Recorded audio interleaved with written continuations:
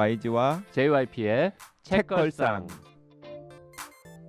책을 관한 걸쭉하고 상큼한 이야기. YG와 JYP의 책걸상이 또 찾아왔습니다. YG 강량구입니다. JYP 박재영입니다. 오. 네, 52의 책걸상은 한식의 품격으로 저자이신 이용재 선생님과 같이 이야기를 나누고 있습니다. 이용재 선생님 나와 계십니다. 반갑습니다. 네. 또 불러주셔서 감사합니다. 네, 그 월요일날 방송됐던 첫 번째 편 마지막에서 이 직화구이랑 화로회 얘기로 끝냈거든요. 사실 그 부분 조항이 되게 클 것 같아요. 이 책을 읽으시는 독자들 입장에서는 네네. 왜냐하면은 이 책대로 하자면은 직화구이로 고기를 구워 먹는 조리 방식이나 네. 아니면 화로회를 먹는 방식은 네. 정말 통째로 부정되어야 되는 대폭 개선돼야 되는 거라고 얘기를 하고 계시거든요. 정도까지 톤은 아니었던 아니 것 사실 뭐 같은데. 직화구이 같은 경우는 아니, 그렇죠. 저는 그렇게 들었어요. 그렇게 봤어요. 뭐 네. 그렇게 보셨을 거라 생각합니다. 사실 근데 직화구이라는 것은 직화구이 자체를 먹지 말자는 얘기가 아니고요. 네. 그러니까 우리가 맨날 고기님이라고 해. 고기 귀하지 않습니까?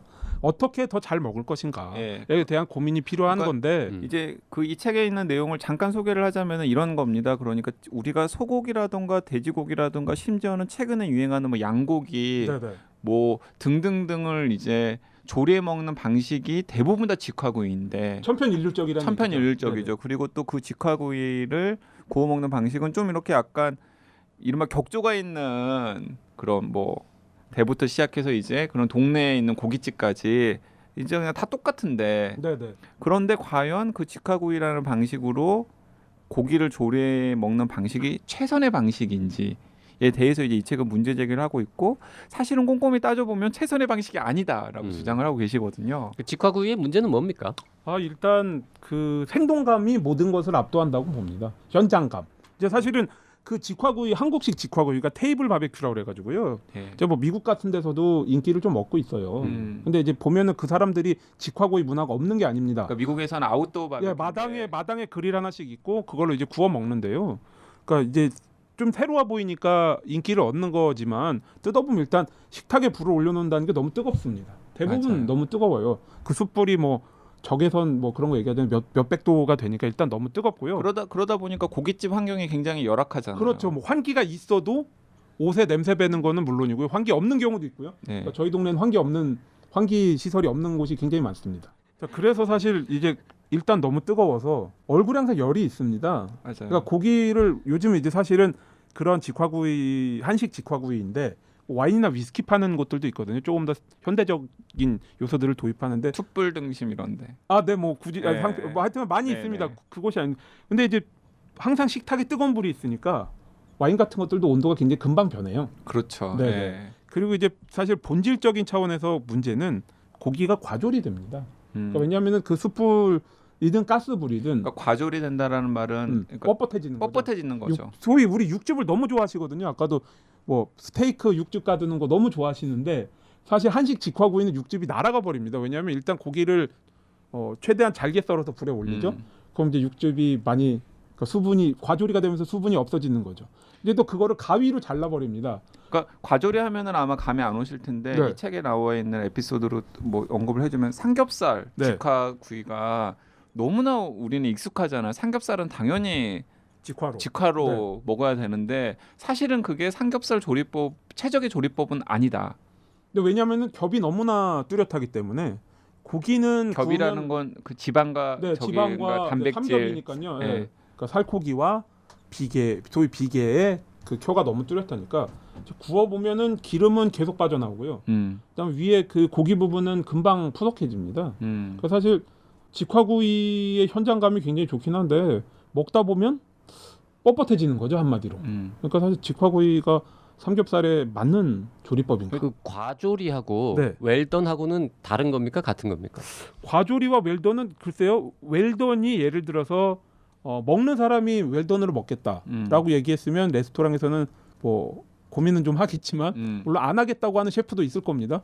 그렇지만 뭐 손님의 요구를 수용해서 굳이 웰던을 먹겠다면 구워주겠다. 자, 이것은 의도적인 거고요. 그다음에 과조리는 그것이 웰던인지 무엇인지 우리가 원하는 게 무엇인지 정확하게 모르고 그냥 우연의 결과물 같은 거라고 저는 생각을 합니다. 보통 스테이크집 가서 웰던으로 구워달라 그러면 좀 얘기를 하죠. 그 종업원이든 아니면은 좀 좋은 레스토랑 같은 경우에는 이제 그래 반드시 뭐 웰던으로 이렇게 드셔야 매니저가 관도 되겠습니까? 꼭 웰던을 뭐 제일 맛있는 건 네. 뭐 어느 단계인데 네. 뭐 이런 식으로 셰프가 얘기를 하죠. 거부한다는 일화도 책에 많이 나옵니다. 음. 우리 레스토랑에서 뭐 웰던으로 먹으려면 나는 고기 안 팔아. 뭐 이렇게 얘기한다는 일화도 있고요. 그냥 그렇게 먹으면 고기가 너무 뻣뻣하고 과조리 상태의 고기가 된다는 거니까. 그러니까 사실 내가 원하는 걸 뭔지 아는 게 중요한 것 같습니다. 그러니까 내가 스테이크 집에서는 고를 수 있죠. 뭐 네. 웰던인가 미디엄인가 미디엄 웰인가 여러 가지 단계로 선택이 가능한데요. 한식 직화구에서는 그게 쉽지 않거든요. 네. 모든 조리가 한 방향으로만 가죠. 근데 어쨌든 개인에 따라서는 네. 뭐 과학적으로가 뭐 어떻고 뭐 영양분이 어떻든 간에 네. 난 무조건 고기는 바싹 구워서 과조리 된 게 좋다. 퍽퍽하고 뭐고 난 이게 맛있다라는 사람도 있을 수 있지 않습니까? 아니 그럼 그렇게 드시면 되는 거죠. 그거는 큰 제가 뭐 쫓아다니면서 오늘도 이제 한식의 품격 뭐 이렇게 뭐 등에다가 지고 고깃집 다니면서 얘 왜 그렇게 웰던으로 드시고 말이에요. 왜 책 읽어보세요. 이렇게 드시면 안 된다. 뭐 이런 거 할 건 아니지 않습니까? 근데 그렇다면은 이제 아마 애청자분들이 이런 생각하실 거예요. 아니 그러면 고기를 그렇게 직화로 안 구우면 도대체 어떻게 먹을 수 있다는 거야?라고 얘기를 하시면 이제 이 좋은 책에서는 질문이야. 이 책에서 이제 약간 이제 예를 든 게 일단은 그 책에 있는 내용은 저자한테 직접 예, 들읍시다. 어떻게 뭐 먹는 예를 게. 들어서 그러니까 일단은 고기를 굳이 우리가 잘게 잘라야 하는가? 그러니까 그것이 무엇을 위한 누구를 위한 수단인가? 일단 그것에 대해서 고민을 해봐야 되고 왜냐하면 덩어리가 자라질수록 조리 불로부터 더 과조리가 쉬워지는 거죠. 네. 자, 그 다음에 그렇게 재료를 토막을 내는 이유가 잘게 자르는 이유가 우리가 재료를 극복하기 위한 방편인 것 같은데 실제로 이제 장을 보러 가면 거의 모든 부위를 직화구이용으로 팝니다. 그러니까 잘게 자르면 다 어쨌든 먹을 수는 있어요. 그렇지만 동물이 운동을 하는 그 부위에 따라서 운동을 많이 한 부위는 질길 수 있고 운동을 안 한 부위는 연할 수 있고. 자, 그러니까 보통 직화구이는 연한 부위를 빨리 구워서 먹기 때문에 그러니까 스테이크 같은 걸 예를 들면요. 그러니까 모든 부위가 우리가 직화구이에 맞지 않다라는 그 어떤 사실을 좀 인정할 필요가 있다는 거죠. 그러니까 예를 들어서 이 책에서는 이제 그런 애가 나오는데 뭐 예를 들면 이제 중국의 네, 동파육 동파육, 예. 같은 경우가 사실은 돼지고기를 굉장히 삼겹살이죠. 돼지고기 삼겹살을 굉장히 그 맛의 풍미를 적합하게 잘 조리된 한 애로 이렇게. 그러니까 재료의 특성을 이해를 하는 거죠. 음. 그러니까 지방은 물론 좀 느끼할 수 있지만 온도 조절을 잘해서 뭐 입에서 이렇게 잘 녹는 어떤 그러한 방향으로 여러 조리 과정을 거칩니다. 그 동파육도 뭐 삶았다가 튀겼다가 뭐 쪘다가 여러 가지 방법을 거칩니다. 그러니까 우리가 재료를 그러니까 그 뒤에 깔려 있는 어떤 저의 그 논지는 재료를 좀 더 이해할 필요가 있다. 우리가 무조건 고기를 예를 들어서 부위에 상관없이 잘게 잘라서 불판에 올릴 게 아니라 자, 이 부위는 돼지나 소의 어느 부위에서 나왔으면 이게 뭐 운동을 많이 한 건지 적게 한 건지 많이 한 부위는 고기 맛이 진할 수는 있지만 질길 수 있는 거죠. 자, 그럼 이것이 직화구이가 최선인지 아니면 우리가 뭐 조림도 있고 뭐 여러 가지 그러니까 뭐 특히 삼겹살 같은 그러니까 돼지고기 같은 경우는 삼겹살과 목살만 먹기 때문에 다른 부위에 대한 보관 비용이 붙어서 가격이 올라간단 말이죠. 그러니까 사실 그러면 그러니까 우리가 직화구이를 안 먹는 부위에 대한 어떤 조리법에 대한 고민이 필요한 건데 그런 얘기를 하고 있는 겁니다. 그 화로회는 뭐가 문제죠? 화로회도 비판을 많이 하셨던데. 화로회는 그러니까 사실 직화구이와 크게 다르지 않습니다. 극과 극인데요. 정반대죠. 조리를 입에서 합니다. 맞아요. 네네. 그러니까 뭐 씹을수록 단맛이 나는 화로회. 근데 그것은 분해가 덜 되었기 때문이죠. 그러니까 생선 화로를 잡으면 의사 선생님 계시니까 사후 강직이 일어납니다. 뻣뻣해지는 거죠. 자, 우리는 사실 그 뻣뻣함을 의도적으로 즐기고 있는 거예요. 쫄깃하다. 왜냐하면 씹는 맛을 원하기 때문에. 사실은 사후 강직된 건데. 근데 저는 이제 일본식 사시미 약간 숙성된 거. 뭐 개인적으로는 그걸 더 좋아하긴 합니다만. 흔히 이제 뭐 화로회, 선어회라고도 하죠. 화로회의 그 쫄깃한 것도 뭐 가끔 먹으면 맛있다고 뭐 가끔 느끼는데. 먹으면 맛있을 수 있죠. 그러니까 다양성의 측면을 말하는 겁니다. 화로회를 박멸시키자는 얘기가 아니고요. 그러니까 제가 이제 그 부분을 읽고서 제 개인적인 한 가지 경험을 얘기를 하자면은 제가 이제 포항 쪽을 내려갔었는데 사실은 뭐 애청자분들 중에 그 경북 쪽 분들 계시면은 뭐 좀 화내실 수도 있지만은 이제 경북 인근에 이제 그 해산물 한 요리 같은 게 있잖아요. 근데 이제 막 한상 가득히 이제 무슨 요리들이 나왔는데 막 이제 다들 맛있게는 드시더라고요. 저도 맛있게는 먹었지만 어떤 분이 이런 얘기를 하셨어요. 아, 여기는 되게 해산물 요리가 되게 좋다라고 했는데 제가 거기서 토를 달았죠. 이 지역에 있는 이 해산물 요리는 요리라기 하기보다는 식재료가 좋은 거다. 이게 무슨 요리냐, 그냥 식재료를 그냥 앞에다가 그냥 꽉 펼쳐 놓은 거지. 뭐라고 그러시던가요? 다들 그냥 웃으시더라고요. 그러니까 이거 요리라고 할 수 없는 거다. 저는 좀 그런 느낌이 들었거든요. 그러니까 그 우리가 이제 갓 잡은 신선한 화로회를 좋아하는 건 그 식재료의 좋음에만 신경을 쓰는 거지 그걸 요리라고 할 수는 없는 거잖아요. 아니면 인간에 대한 저는 불신이 작용한다고 생각해요.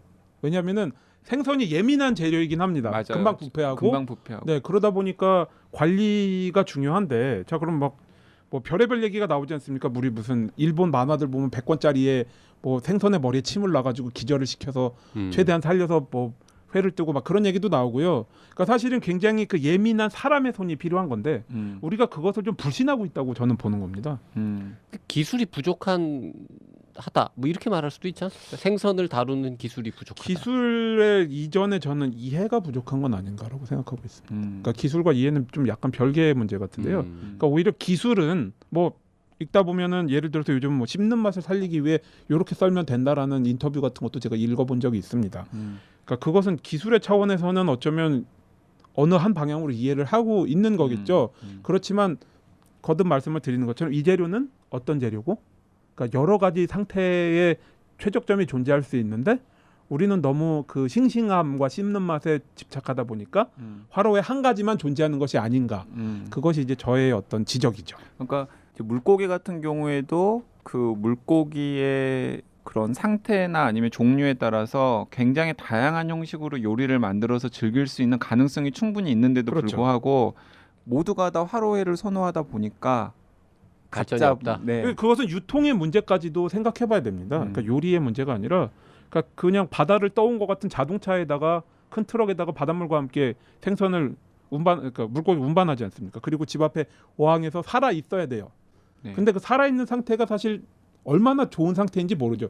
고기가 살아 있긴 한데 간신히 살아 있는 거죠. 과연 그것을 우리가 화로회를 즐기기 위해서 적어주세요 해서 잡아서 먹어야 되는 건지 아니면 뭔가 생선을 다루는 어떤 다른 넓은 이해와 어떤 기술과 그런 것들이 생선을 죽은 생선도 잘 유통시킬 수 있는 기술을 발전시켜서 우리가 먹는 거지. 옛날에 그런 생각 한 적이 있어요. 진짜 어떤 거는 바로 잡자마자 급속 냉동시켜가지고 나중에 녹여서 먹으면 오히려 더 맛있을 것 같은데 그냥 저 시름시름 거의 다 죽어가는 상태로 이거 욕조에서 목숨만 부지하는 채로 막 며칠씩 시들시들 하던 생선을 바로 잡아서 먹으면 그게 정말 맛있을까 저게? 그래 좀 생각이 이상하긴 해요. 왜냐면은 지금 전 세계적으로 가장 그 고급 식재료 중에 하나로 꼽히는 게 참치잖아요. 근데 이 책에서도 이제 이용재 선생님도 언급을 해놓으셨던데 참치가 사실은 무슨 화로회로 유통이 되는 게 아니거든요. 거의 잡자마자 이렇게 해체가 된 다음에 그거는. 냉동해가지고는 이제 뭐 미국으로도 가고 유럽으로도 가고 이러면서 거기에 이제 뭐 이렇게 초밥으로 먹고 뭐 그런 거잖아요. 그리고 미국 같은 경우는 화로회에 대한 법이 그 기생충 때문에 엄격해서 맞아요. 그러니까 회를 내려면 영하 40몇 도인가 제 수치가 분명하지 않습니다만 그만큼 온도를 낮춰서 기생충을 그러니까 존재하든 안 하든 일단 그 원천 봉쇄를 하고 그렇게 하고 해동시켜서 내라고 되어 있거든요. 그래서 한국식의 화로회 내는 집들이 고민을 한다는 겁니다. 그 저 LA에 한인타운 가면은 화로회 바로 잡아가지고 주는 집이 있긴 있거든요. 네. 불법은 아닌가 봐요. 근데 그래서. 뉴욕과 LA는 또 법이 다르니까요. 이제 뉴욕 쪽에서는 지금 김치도 그렇고 화로회도 그렇고 온도에 대해서 주마다 법이 다르기 때문에 그 법의 준수, 그러니까 조례의 준수를 굉장히 이렇게 주시하고 있다고 합니다. 또 화로회를 아예 못 팔게 하는데도 그러니까 원천적으로 그 따지면 한국에서처럼 수주에서 나오는 화로회는 뉴욕 쪽에서는 못 먹을 수도 있는 거죠. 아니 그 화로회랑 이제 연결되는 대목이 그 이제 우리가 이제 보통 이제 긍정적으로 맛이 있다라는 표현을 할 때 이제 쫄깃하다라는 표현을 하잖아요. 계속해서 나왔는데 사실은 이 책에서는 이제 우리가 쫄깃하다라고 하는 게 사실은 조리 실패의 다른 표현이다. 질긴 거다. 질긴 거다. 질긴 거다. 네. 책에서 욕하는 표현 되게 많죠. 뭐 담백하다, 뭐 슴슴하다, 이거 다 맛 없다는 거에 다른 어떤 표현이다. 그 한국적인 맛의 미덕이라고 일컫는 그 표현들이 있습니다. 말씀하신 것처럼 슴슴하다, 담백하다, 쫄깃하다. 자, 근데 쫄깃하다 같은 경우는 화로회와 아니면 그 직화구이 예를 들었지만 기본적으로 조리의 실패라고 생각을 합니다. 네. 네. 그리고 담백하다 얘기도 나왔으니까 얘기하면 담백한 게 사실은 그거잖아요. 담이랑 백자가 맑을담. 맑을담에다가 이제 그 흰백. 흰 백자잖아요. 그러니까 네네. 이 책에 제가 빵 터졌었는데 담백하다에 어울리는 음식은 그거다. 그 쌀 미음이다. 아무런 간 되어 있지 않은 한자식 같은 거죠. 한자식 깔끔하다 이런 말도 많이 쓰고요. 깔끔하다. 근데 사실은 그게 이용재 선생님이 보기에는 다 일종의 조리 실패라는 거죠. 간을 안 하고 네네. 그걸 손님한테 맡기는. 그러니까 예를 들자면은 이런 거잖아요. 어렸을 때나 아니면 일상생활에서 보면은 간을 맞추는 게 사실 요리의 가장 중요한 대목인데 저도 이 책을 읽으면서 세상 깨달았는데 어느 순간에 음식을 서비스하는 레스토랑에서 간을 맞추는 걸 손님한테 전가를 하잖아요. 그리고 그걸 사람들이 되게 당연하게 생각을 하잖아요. 뭐 설렁탕 같은 거 생각해 보시면 네, 설렁탕 같은 거 이렇게 간은 알아서 본인이 알아서 소금 알아서 넣고 해야 되잖아요. 그러면 그거 이건 진짜 뭔가 주객이 전도되어 있는 듯한. 전 책을 읽고서 아 그렇구나. 내가 왜 간을 맞추고 있었지 거기서. 많은 음식들이 소금 간을 손님에게 맡깁니다. 네가 알아서 간에 먹어라. 근데 설렁탕 같은 경우도 일종의 예를 들어서 민주화라고 할 수도 있지 않을까요? 민주화라고 보기 좀 그렇습니다. 진정한 민주화는 제가 보기에는 맛을 책임지는 사람이 주방에 있어서 자 그 사람에게 간을 맡기고 자 그것을 우리가 용인하는 거겠죠. 이것이 나의 입맛의 100%가 아니더라도 자 이 사람이 나의 맛에 어떤 대의 민주제를 하는 사람이기 때문에 일종의 참여 민주주의. 네, 이해를 해야 된다. 자 그 뭐 소금 간을 잘못해서 탄핵하고 이렇게 아니고요. 약은 약사에게, 간은 셰프에게. 아, 네네, 이런 그렇습니다. 거지. 맞아요. 그러니까 간은 셰프에게 맡겨야 되는데 그 셰프가 그 책임을 방기하고 있는 거잖아요. 요리의 주체 그러니까 두려운 겁니다. 요리의 주체가 간을 안 하는 거예요. 그리고 실제로 양념장 문화가 다 그렇습니다. 그러니까 양념장을 써도 간장이나 고추장 양념에 버무리면 소금을 안 쓰죠. 아니면 간을 안 한 음식을 양념장에 찍어 먹습니다. 직화구이 뭐 계속 얘기하고 있습니다만 맞아요. 화로회 마찬가지죠. 자, 그러니까 뭐 그러한 간을 안 하는 문제가 너무 많다 보니까 알아서 찍어 먹으라고. 네. 그러니까 서양 음식도 이제 간이 안 맞아요. 그러니까 서양 음식은 사실 소금에 많이 기대거든요. 그러니까 스테이크 같은 거를 그냥 소금만 뿌려서 굽는데요.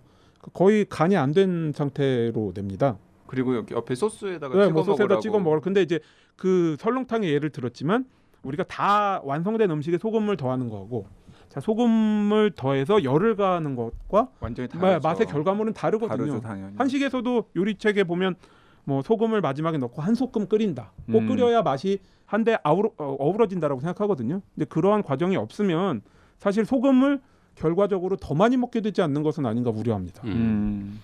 그 소금 관련된 서술이 쫙 나가는 그 부분 참 재밌게 읽었습니다. 뭐 비싼 소금, 싼 소금 얘기도 나오고 오늘 네, 다 감사합니다. 일일이 다 말 못하는 네네. 소금의 뭐 결정 모양이 어떻고 네네네. 그래서 참 음식은 이게 의외로 과학적인 거야. 뭐 이런 얘기를 하면서 근데 이 책에서 한식의 품격 전체에서 약간 긍정적인 뉘앙스로 언급된 게 딱 두 가지가 있습니다. 아 긍정적인 뉘앙스. 네. 두 가지나 됩니다. 두 가지나 됩니다. 네네. 두 가지. 뭐예요? 기억이 가물가물합니다. 하나가 냉면이고 하나가 라면입니다. 아 정말 정말 대조적인데 라면은 확실히 그랬던 그러니까 것 같고 이게 어쩌면은 한식이 나아가야 할 두 방향으로 한쪽에서는 냉면을 지칭을 했고 한쪽에서는 라면을 지칭했다라고 하면은 너무 거친 요약인 아니요 것 그렇게 같은데. 보셔야 되는데 왜냐하면 네. 두 가지의 메시지를 내포하고 있습니다. 네, 하나는 네. 라면에서는 일단 현대화. 자 우리가 라면이 성공한 이유는 외국에 수출을 해도 자 레시피를 보고 외국인도 끓이면 우리가 생각했던 맛과 비슷한 맛이 나는 거죠. 맞아요. 최초의 현대화된 대량 생산 음식. 교훈이 무엇인가? 이제 그거 하나가 있고요. 그다음에 냉면도 그냥 냉면이라 평양냉면인데요. 네, 평양냉면. 기본적으로 여러 가지가 있습니다. 평양냉면 족보 따지는 분들도 많고 뭐 너는 뭐 의정부 을지로 파냐 뭐 우레옥 파냐 자 싸우는 분들도 많은데 자 기본적으로 이제 이북에서 왔기 때문에 그런 족보라든지 아니면 메밀면이 만들기 어렵다든지 자 이런 것 때문에 집밥과 거리를 두고 있단 말이죠. 뭐 누가 집에서 만든 것 같은 할머니가 만들어 주신 것 같은 평양냉면 그 맛이야. 이러는 데는 한 군데도 없잖아요. 저는 그렇죠. 그것이 네. 시사하는 바가 있다고 봅니다. 맞아요. 한식이 어떤 가정식과 그 외식의 경계선이 너무 무뎌져 있는 네. 불분명한 불분명하죠. 상태가 아닌가. 그러다 보니까 그래서 어머니들은 이렇게 얘기하죠. 왜 돈 낭비하고 밖에서 밥을 사 뭐 먹냐. 그런 말씀도 하고요. 집에서 최고의 먹어야지. 한식 외식 형태가 현재 집밥, 직화구이죠. 직화구이. 직화구이. 고기를 굽습니다. 뭐 예를 들어서 신선로도 있었고 구절판도 있었고 자 이런 것들이 있었지만 요즘에 거의 파는 데가 없어요. 집에서 숯불 피우기 어려우니까 네. 고기는 그러니까 나가서 그것도 공간을 빌리는 거죠. 사실 조리는 외주입니다. 사람 우리가 직접 하잖아요. 소금간도 안 돼 있고. 자, 불판만 빌리는 게 불판하고 공간도 빌립니다. 자, 그래서 이제 그러한 그러니까 왜 라면과 냉면이냐 그러면 현대화와 그리고 집밥과 어떤 거리를 두는 것. 그러니까 별개의 영역이 생기는 거죠. 다양성을 봐야 되는 거고요. 그다음에 한 가지 더 생각을 하자면 우리가 현대화의 그 영역 안에는 개인화도 들어 있습니다. 그러니까 이제 인구가 뭐 줄어든다, 뭐 1인 그러니까 일가구의 일자녀다. 자, 그런 자녀들이 성장해서 1인 식사를 원하는 사람들 뭐 혼밥 열풍. 네. 자, 이런데 과연 그 밥을 중심으로 반찬을 여러 개를 깔아야 되는 한식이 실제로 혼밥 1인 식사에 맞는 형태인가? 뭐 저희 동네만 해도 직장인들 오는 밥집에는 11시부터 1시 반까지는 1인 손님은 안 받습니다. 자, 이렇게 하는 분들도 있고요. 자, 이거는 고민해봐야 되는 거죠. 왜냐면 인구가 줄고 있고. 자, 그러면 젊은 세대들은 그래, 그럼 햄버거 먹지. 자, 이렇게 갈 수도 있는데, 자, 그러면 한식은 무엇을 해야 하는가? 이렇게 갈수록 개인화되는 세대들을 위해서 어떠한 형식에 대한 고민을 해봐야 되는가? 그러한 것이죠. 그리고 또 평양냉면 같은 경우에는 그 음식을 소비하는 문화에 좀 약간 격조를 높이는 것도 필요하다. 그런 대목도 있었던 것 같더라고요. 아, 네, 뭐 네, 서비스랄지. 서비스랄지. 네. 그나마 아니면은 평양냉면 집들이 기본적으로 뭐 서비스랄지 뭐 안 그런 것도 있습니다만 음식값이 비싸지기 때문에 신경을 많이 씁니다. 뭐 유니폼도 입고, 자 그릇도 좀 고급화를 한다든지. 자 그렇지만 아직도 갈 길은 멉니다. 우리가 한식에 너무 돈을 지불하려고 하지 않는다. 네. 그러니까는 비싼 한식은 없어지고 다 좀 싼 음식 위주로 이렇게 구성된다, 팔린다, 소비된다. 뭐 이런 지적도 하신 것 같아요. 여러 가지로 봐야 되는데요. 일단 제가 근데 한식이 돈값을 못 한다라는 또 역설도 있을 수 있잖아요. 한식이 돈값을 어떻게 하려고 드는지 네. 그게 중요하다고 난 보는데요. 조금만 더 뭐 서비스나 뭐 재료나 뭐 이런 거 조금 그릇이나 이런 거 조금 더 신경 쓰고 예약도 좀 받아주고 그리고 돈 좀 더 받고 그런 식당들도 있으면 좋겠다라는 생각을 오래전부터 해왔는데 그러니까 고급 한식이 어떻게 돼야 되는가에 대한 고민이 있어야 되는 거죠. 뭐 한식의 세계화 같은 거 뭐 책을 비싼 거 만들었다 뭐 그런 얘기도 있지만 그러니까 궁극적으로 고급 한식이 무엇이어야 되는가라는 고민이 좀 떨어지는 것 같습니다. 고급 한식집도 많이 있지만 네, 고급 한식집은 되게 많이 주거나 네, 그렇죠. 여러 개 많이 주죠. 반찬을 2층으로 쌌습니다. 네. 아니면 단순히 그냥 더 비싼 재료를 쓰거나 네, 네, 하는 거지. 그렇죠. 정말 우리 이렇게 비싼 양식당이나 일식집에 갔을 때 느끼는 것 같은 뭔가 재미, 예쁨, 뭐 창의성, 혹은 뭐 다른 어떤 스토리, 뭐 감동, 뭐 이런 거는 좀 그러니까 어르신들 취약하지 데리고 않나. 비싼 한정식집 데려가면 나올 때 싫어하시죠. 싫어하시잖아요. 돈 아깝다고. 이게 얼마라고? 얼마라고 막 이러면서. 그러니까 항상 그런 고민을 합니다. 이 한식의 품격도 쓰고 계속해서 7, 8년째 한국의 음식 문화에 대해서 쓰고 있지만 가장 크게 우려하는 것은 이 한국의 음식 문화 뒤에 사람이 없는 것이 아닌가. 그러니까 철학이 부재한 것이 아닌가. 말씀하신 것처럼 우리가 셰프를 보고 레스토랑을 간단 말이죠. 서양 같은 경우는 그 사람이 갖고 있는 철학, 나는 음식은 이런 것이라고 생각한다. 자, 그래서 그러한 철학이 펼쳐주는 요리 세계, 자 이런 것들을 총체적인 경험을 맛보려고 한단 말이죠. 자, 근데 한국에서 예를 들어서 뭐 유명한 식당들이 한식으로서 유명한 식당들이 어떠한 셰프가 나와서 무엇을 하는가에 대한 얘기가 사실 별로 없어요. 그리고 한편으로 그 뒤에는 또 찬모라는 존재들이 막 있단 말이죠. 이름 없는 분들. 반찬을 만드는 분들은 한식에서 반찬이 큰 요소이지만 반찬을 만드는 분들은 또 별개의 어떤 그 존재로 인식이 된단 말이죠. 이름 없는 사람. 네, 그분들이 어떠한 분들인지. 아니 그렇네요. 뭐 최근에 국회의원 그러니까 저도 이모 씨도 네. 뭐 그 아무나 만들 수 있는 굉장히 거 뭐 이런 사실은 얘기로 그 얘기하니까. 발언을 듣고 굉장히 분노했습니다. 사실 뭐 맛을 책임지는 어쨌든 맛을 책임지는 분들인데 그분들을 그렇게 비하하는 거죠. 사실 그것도 한식이 극복해야 될 큰 문제라고 생각합니다. 그렇네요.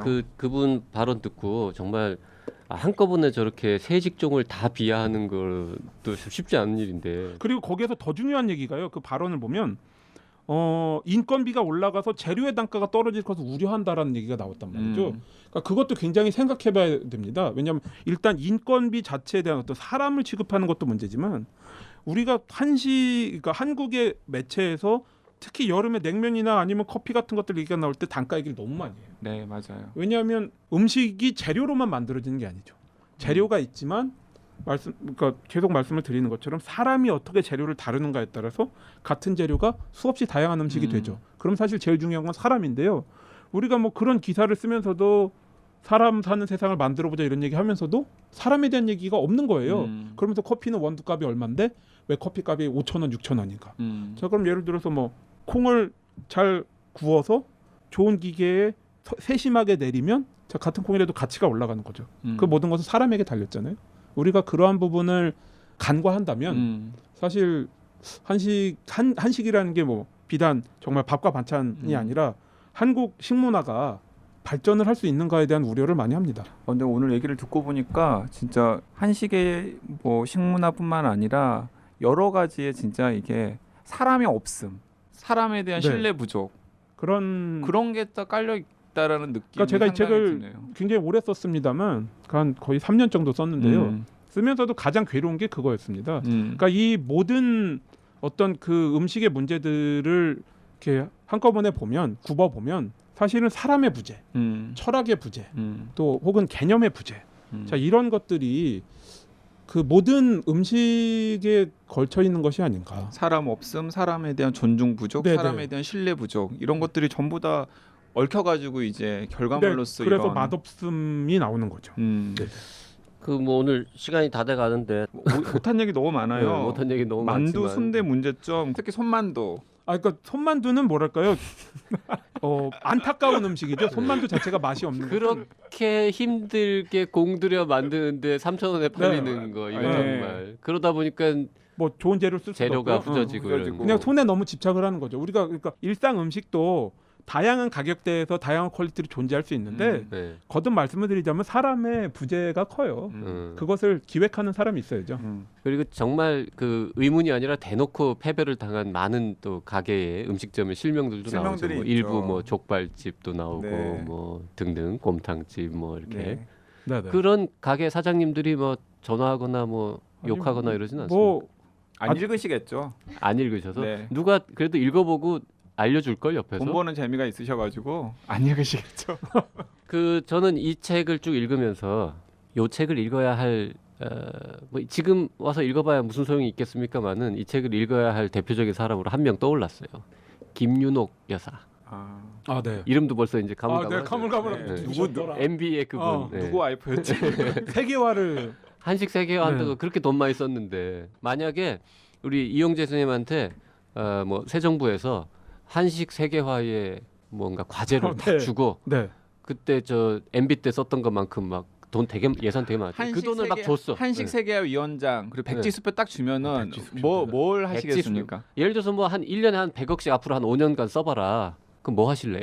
일단은 제가 이제 한식의 품격에서 작업을 한 게 그거지만 그러니까 일단 이론에 대한 이해가 있어야 된다고 생각합니다. 그러니까 제가 음식책을 번역을 많이 하는데요. 사실 잘 얘기 못하지만 이론과 원리를 다룬 책들이 안 들어오고요. 예를 들어서 제가 그 참고서적으로 삼은 책들도 거의 안 들어옵니다. 그리고 들어와도 요리를 정말 요리를 모르는 사람이 번역의 질이 떨어질 때가 있어요. 제가 잘 얘기를 못 하는데 굉장히 괴롭습니다. 그러니까 그러한 책들이 들어와야 된다고 생각하니까 일단 뭔가 그런 태스크포스 같은 거 연구소를 차려야 됩니까? 한식의 어떤 그러니까 과학적인 분석이나 뭐 검증이나 일단은 뭐 그것이 뭐 국가기관이든 민간기관이든 일단 외국에서 도움이 될 만한 책들을 최대한 빨리 번역해야 된다고 생각합니다. 그래서 요리를 하는 분들이 그러니까 우리가 요리를 아직도 그 몸의 발현으로만 보는 그 육신의 발현으로만 보는 경향이 너무 강해요. 지금 저는 이 얘기가 굉장히 중요한 얘기라고 생각하는데요. 이 한식 세계화를 얘기하시는 분들이 머릿속에는 어떤 게 있냐면은 한식은 일단 좋은 거예요. 그렇죠. 무조건. 무조건. 근데 한식이니까. 왜 이 좋은 걸 세계인을 모를까? 답답해 우리는. 너무 답답한 거예요. 그냥 알리기만 하면 된다고 알리기만 하면 생각하는데. 되는데. 세계가 좋아할 거야. 막 그러니까 이렇게 보고 맛만 계신 거죠. 보이게 하면 되는데 그러니까 이제 전 세계를 누비는 한식 푸드트럭 얘기도 있는 거고 무슨 한식 경연대회도 있는 거고 상품은 최고인데 저들이 모를 뿐. 네. 우린 왜 알리기만 이걸 하면 돼. 모를까? 예. 그래서 타임스퀘어에 광고판도 네. 붙이고 근데 막. 거기서 이제 심각한 이제 괴리가 있는 거죠. 이제 이용재 선생님이나 한식의 품격의 책이나 아니면 저는 동의가 좀 되는데 한식이 최고고 한식이 문제가 없다라는 인식 자체가 문제인 거예요. 그러니까 그것이 한식의 발전을 저해하고 있는 거죠. 그러니까 거의 마지막으로 이런 말씀을 드리면 책에도 잠깐 언급했지만 뭐 베트남 음식, 태국 음식, 중국 음식, 자 이런 것들은 이제 예를 들어서 미국 같은데 예를 들면 그냥 아무 동네 작은 상가에 가도 설사 그 자국인이 만들지 않더라도 그 음식의 형식이 들어가 있습니다. 지금 한국에도 쌀국수가 해장도 되고 그러니까 굉장히 파고들었잖아요. 네. 3,900원짜리도 나오고. 자 근데 한식은 그게 안 돼요. 그러니까 그것을 굉장히 샌프란시스코의 베뉴라고 한국인 셰프 코리리가 운영하는 네네. 레스토랑이 있는데요. 동양 한국풍의 어떤 그런 음식들을 선보이면서 제가 인터뷰해서 물어봤더니 그 얘기를 딱 하더라고요. 나머지 동양의 음식들은 다 그런 식으로 많이 퍼져 있는데 한식은 아직 거기까지 못 퍼지고 한인타운에서 비싼 돈 주고 먹는 그 음식으로만 아직도 있단 말이죠. 자, 그 차이를 그러니까 저변의 차이겠죠. 그 차이를 봐야 된다라는 식으로 얘기를 하더라고요. 그래서 저 한식 세계화 위원장 위원장 연수 행세를 연구소나 해야 됩니까 행세? 네, 연구소나 뭐 TF 하나 만드는 거 말고 또 뭐 하고 싶은 거? 그러니까 일단 그것이 제일 중요하다고 보는데 그러니까 제가 번역을 하지만 혼자 힘으로 할 수 있는 게 많이 없고, 그러니까 뭔가 좀 더 음식에서 이론적인 부분이 필요하다. 자, 우리가 생각을 좀 더 해야 된다. 이런 인식. 심지어 이제 잠깐 언급했습니다만, 궁극적으로는 한국의 근대화와 현대화 과정에서 우리가 겪은 문제들, 자, 효율만 추구하는 거, 실적만 추구하는 그런 사고, 그런 것들이 결국은 개념과 원리를 이해하는 데 방해가 됐기 때문에 그래서 음식도 고통을 받고 있다고 생각합니다. 네, 지금 상당히 오랜 시간에 걸쳐서 이 한식의 품격 이용준 선생님 모시고 책에 실린 내용의 이모저모를 들여다봤는데 사실은 못한 얘기 너무 많아요.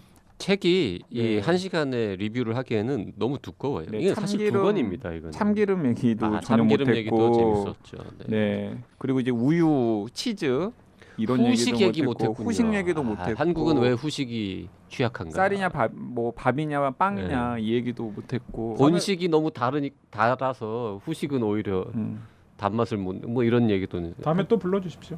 이 책을 처음 쓰셨을 때 네. 어떤 독자들이 이 책을 먼저 좀 손에 들고 읽었으면 좋겠다라는 생각을 하셨어요? 그게 굉장히 난처한 질문인데요.